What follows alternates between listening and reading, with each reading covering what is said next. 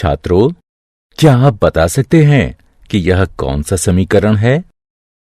यह एक रैखिक समीकरण है सर। हाँ, यह एक रैखिक समीकरण है। क्या तुम इस समीकरण को हल कर सकते हो? हाँ, यह बहुत आसान है। सही। अब ये बताओ कि ये कौन सा समीकरण है? यह भी रैखिक समीकरण है। हाँ, यह भी एक रैखिक समीकरण है, लेकिन इसमें दो चर x और y हैं, अतः इसे दो चरों वाला रैखिक समीकरण कहते हैं। हम इसके बारे में और जानना चाहते हैं सर। ठीक है, अतः आज हम दो चरों के रैखिक समीकरण का अध्ययन करेंगे। उद्देश्य। इस पाठ के अंत में आप निम्न करने में सक्षम हो जाएंगे।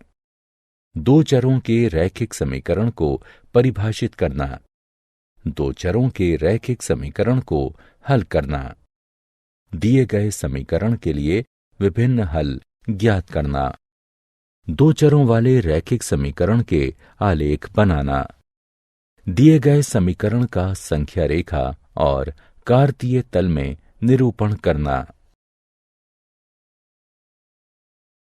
रैखिक समीकरण।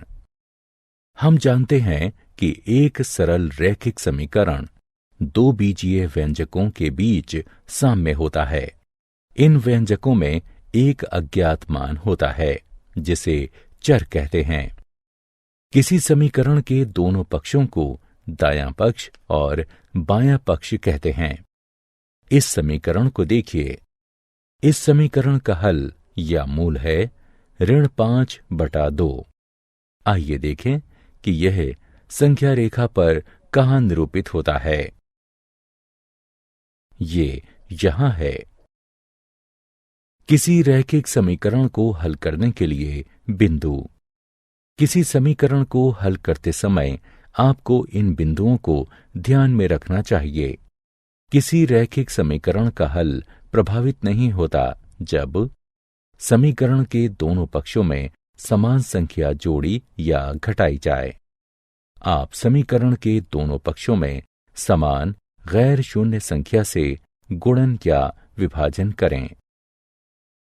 दो चरों वाले रैखिक समीकरण। किसी रैखिक समीकरण में एक से ज्यादा चर हो सकते हैं। यहां हम दो चरों वाले रैखिक समीकरण के बारे में अध्ययन करेंगे। आइए एक उदाहरण लें। राहुल ने हिंदी और अंग्रेजी में कुल मिलाकर 75 अंक प्राप्त किए। अब इस सूचना को हम किस प्रकार समीकरण के रूप में व्यक्त कर सकते हैं? यहां आप देख सकते हैं कि किसी भी विषय का अंक नहीं ज्ञात है, जो कि दो अज्ञात मान मात्राएं हैं। आइए इन्हें व्यक्त करने के लिए x और y का प्रयोग करें। अतः हिंदी में प्राप्त अंक x है और अंग्रेजी में प्राप्त अंक y है। इसलिए x जमा y बराबर 75 वांछित समीकरण है। यह दो चरों वाले रैखिक समीकरण का उदाहरण है। दो चरों वाले रैखिक समीकरण के कुछ अन्य उदाहरण हैं। 1.2 s जमा 3t बराबर 5, p जमा 4q बराबर 7 और 3 बराबर 2x घटा 7y। इन समीकरणों को हम निम्न रूपों में क्रमशः व्यक्त कर सकते हैं। 1.2 s जमा 3t घटा 5 बराबर 0, p जमा 4q घटा 7 बराबर 0 और 2x घटा 7y घटा 3 बराबर 0। अतः कोई भी समीकरण जिसे ax जमा by जमा c बराबर 0 के रूप में व्यक्त किया जा सकता है, जहां a, b और c वास्तविक संख्याएं हों तथा a और b दोनों शून्य न हों। दो चरों वाला रैखिक समीकरण कहा जाता है। उदाहरण, आइए अब इन समीकरणों को ax जमा by जमा c बराबर 0 के रूप में लिखें। पहले समीकरण को 2x जमा 3y घटा 4.37 बराबर 0 के रूप में लिखा जा सकता है। यहाँ a बराबर 2, b बराबर 3 और c बराबर घटा 4.37 है। दूसरे समीकरण को x घटा 3y घटा 4 बराबर 0 के रूप में लिखा जा सकता है। यहाँ a बराबर 1, b बराबर घटा 3 और c बराबर घटा 4 है। अब इस समीकरण को देखिए। इस समीकरण को हम 2 चरों में लिखेंगे। इसे इस प्रकार लिख सकते हैं, 1x जमा 0y बराबर घटा 5 या 1x जमा 0y जमा 5 बराबर 0। इसी प्रकार समीकरण y बराबर 2 को 0x जमा 1y बराबर 2 या 0x जमा 1y घटा 2 बराबर 0 के रूप में लिखा जा सकता है। रैखिक समीकरण का हल। हम जानते हैं कि एक चर वाले रैखिक समीकरण का एक अद्वितीय हल होता है, लेकिन 2 चरों वाले रैखिक समीकरण के कितने हल होते हैं? क्योंकि समीकरण में 2 चर हैं, इसलिए इसके हल में 2 मानों का युग्म होगा, एक x के लिए और दूसरा y के लिए, जो समीकरण को संतुष्ट करेंगे। आइए समीकरण 2x जमा 3y बराबर 12 को लें।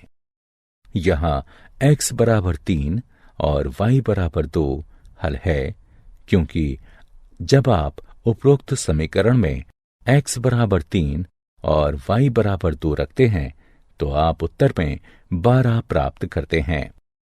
इस हल को 3, 2 के रूप में भी लिख सकते हैं, क्योंकि यहाँ x का मान 3 है और y का मान 2 है।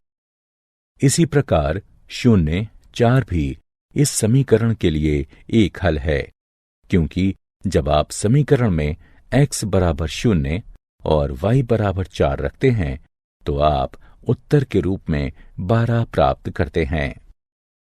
हमने इस समीकरण के लिए कम से कम 2 हल प्राप्त कर लिए हैं। क्या हम और हल प्राप्त कर सकते हैं? क्या 6 शून्य भी इसी समीकरण का हल है? जी हां, 6 शून्य भी इसी समीकरण का हल है, क्योंकि जब हम समीकरण में x बराबर 6 और y बराबर 0 रखते हैं तो हमें उत्तर के रूप में 12 प्राप्त होता है।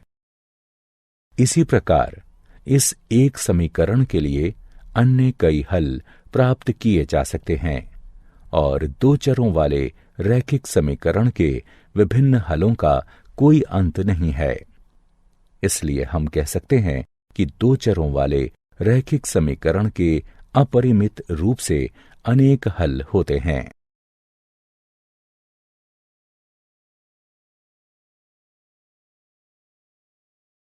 उदाहरण, आइए अब इस समीकरण के लिए 4 विभिन्न हल प्राप्त करें।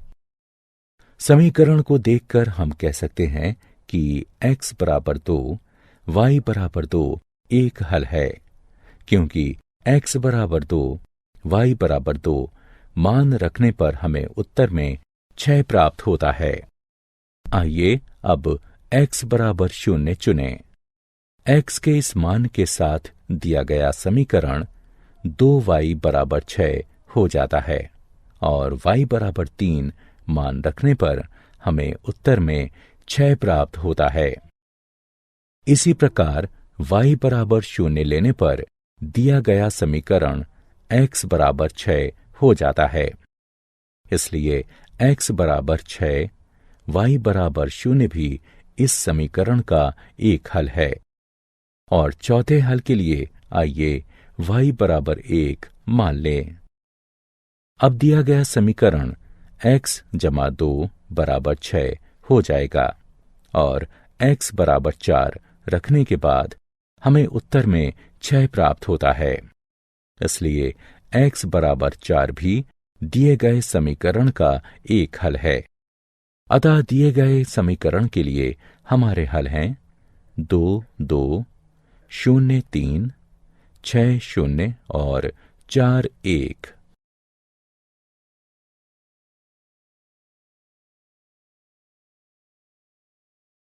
दो चरों वाले रैखिक समीकरण का आलेख।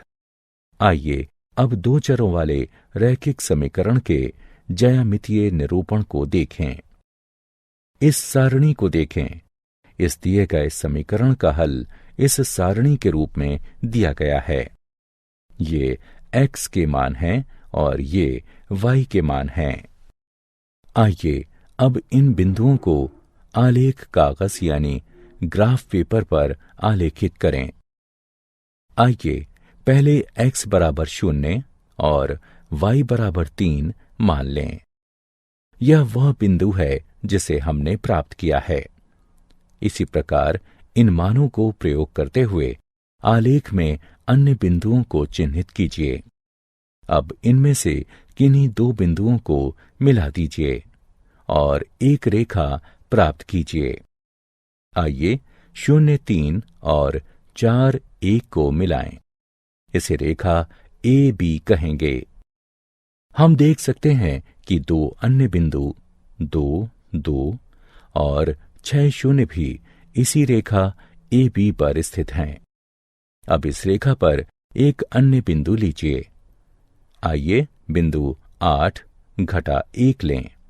क्या ये इस समीकरण का एक हल है? जी हां, ये एक हल है, क्योंकि x बराबर 8 और y बराबर घटा 1 मान रखने पर हमें उत्तर में 6 प्राप्त होता है। इसलिए 8 घटा 1 एक हल है। दो चरों वाले रैखिक समीकरण का आलेख 2। हमने अपनी पिछले स्क्रीन में क्या देखा? हमने देखा कि प्रत्येक बिंदु जिसके निर्देशांक दिए गए समीकरण को संतुष्ट करते हैं, वह रेखा ए बी पर स्थित है। रेखा ए बी पर स्थित प्रत्येक बिंदु इस समीकरण का हल है। अतः हम यह निष्कर्ष निकाल सकते हैं कि रेखा पर स्थित प्रत्येक बिंदु रेखा के समीकरण को संतुष्ट करता है और समीकरण का प्रत्येक हल रेखा पर स्थित एक बिंदु होता है। इसे रैखिक समीकरण का आलेख कहते हैं। अतः दो चरों वाले रैखिक समीकरण का आलेख प्राप्त करने के लिए दो हलों के संगत दो बिंदु आलेखित करना और उन्हें एक रेखा से मिला देना पर्याप्त होता है। उदाहरण। आइए अब एक उदाहरण देखें। बिंदु 1, 2 को लें।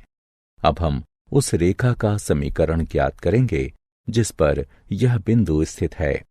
क्योंकि 1, 2 रैखिक समीकरण का हल है, इसलिए हम 1, 2 से होकर जाने वाली कोई भी रेखा को प्राप्त करेंगे।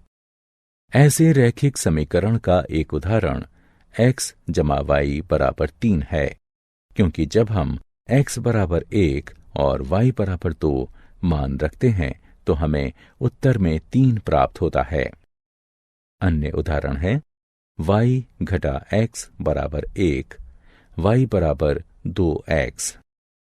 वस्तुतः ऐसे अपरिमित रूप से अनेक रैखिक समीकरण हैं जो बिंदु 1, 2 के निर्देशांकों से संतुष्ट हो जाते हैं।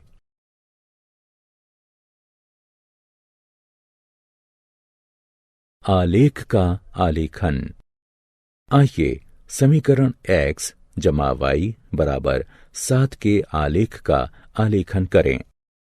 हम जानते हैं कि आलेख के आलेखन के लिए हमें समीकरण के कम से कम 2 हल चाहिए। अतः दो हल हैं, x बराबर 0, y बराबर 7 और x बराबर 7, y बराबर 0। हम इस सारणी का प्रयोग आलेख के आलेखन के लिए कर सकते हैं। ये x के मान हैं और ये y के मान हैं। x बराबर 0 और y बराबर 7 मान के लिए बिंदु ये हैं और x बराबर 7 और y बराबर 0 मान के लिए बिंदु ये हैं। अब इन दोनों बिंदुओं को मिला दीजिए। यह दिए गए समीकरण का वांछित आलेख है।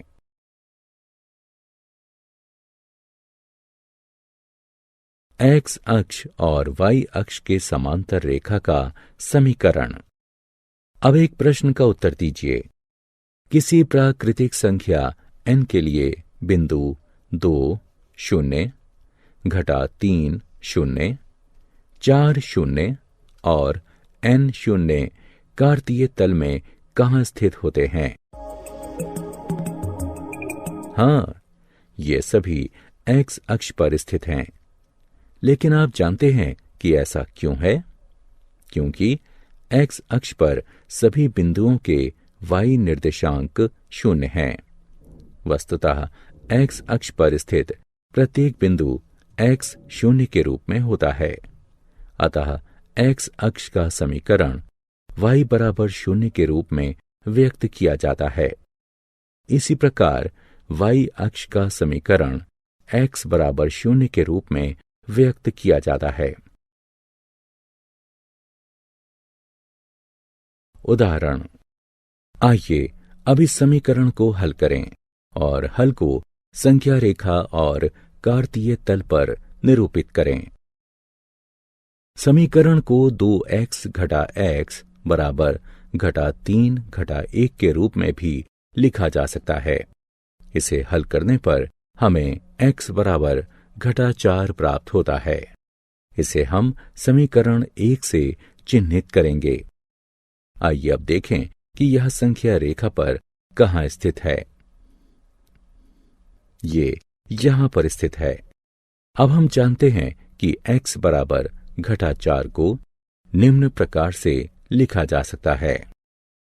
x जमा 0y बराबर घटा 4 और ये दो पदों वाले रैखिक समीकरण में परिवर्तित हो जाता है।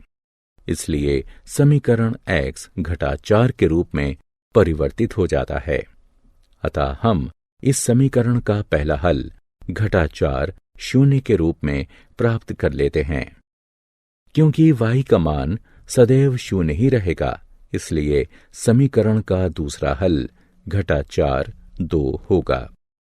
अब इन बिंदुओं को आलेख पर चिन्हित करें। यह घटा 4 0 है और यह घटा 4 2 है। इन बिंदुओं को मिला दें।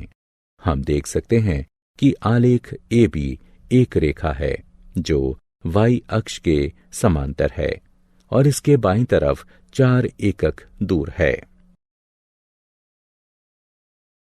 क्या आप जानते हैं एक घात वाले बहुपद समीकरण ax जमा by जमा c बराबर 0 को रैखिक समीकरण इसलिए कहते हैं क्योंकि इसका आलेख एक सीधी रेखा होता है।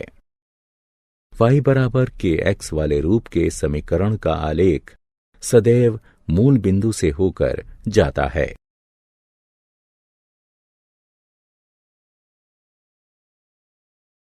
सारांश। आइए हमने जो कुछ सीखा है उसे संक्षेप में दोहराएं।